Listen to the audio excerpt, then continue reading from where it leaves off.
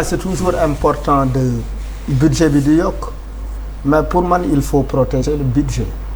Comment? Il faut protéger pour man il faut protéger les ressources xam nga am un budget ak nu mu munti toll ci milliards fekk derrière il n'y a pas, les règles de contrôle ne sont pas respectées, c'est-à-dire l'argent est dépensé n'importe comment. Pour man la lutte contre la corruption elle est fondamentale et importante.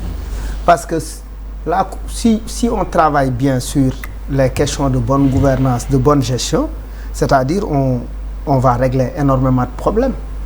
Parce qu'on regarde que dans tous les secteurs, effectivement, il y a de la corruption. Et il faudrait qu'on fasse énormément d'efforts dans ce sens-là. Maintenant, est-ce qu'effectivement, parce qu'il y a des techniciens de l'économie qui ont dit qu'effectivement, il y a une bonne partie de ce budget qui n'est exécuté qu'à Dakar, c'est-à-dire les routes, les grands projets de l'État, etc., etc. Ce qui fait qu'effectivement, en termes de répartition territoriale, ce n'est pas équitable. C'est-à-dire comment vous comptez corriger cela. La jeunesse constitue une énorme bombe. Elle ne travaille pas. Non, elle ne travaille pas. Elle est sans emploi. Elle...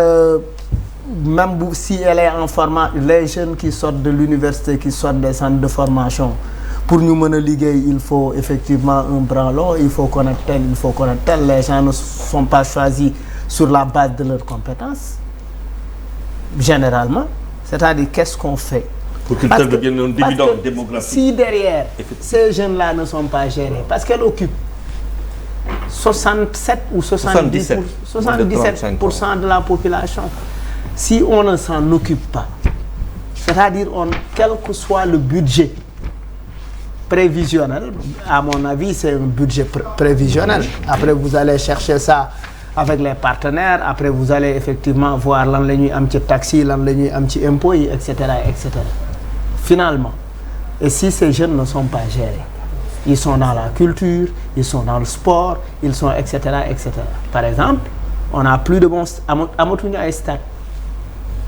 koñ yi terrain yi fa desoon boy yi di ci football gars yi encadré nañ ko jox ko ay privé ñuy xam les terrains sont payants et les jeunes n'ont pas assez de ressources pour accéder à ça. Qu'est-ce qui est mis en place globalement? Voilà. Juste Bouba balaa ma kay.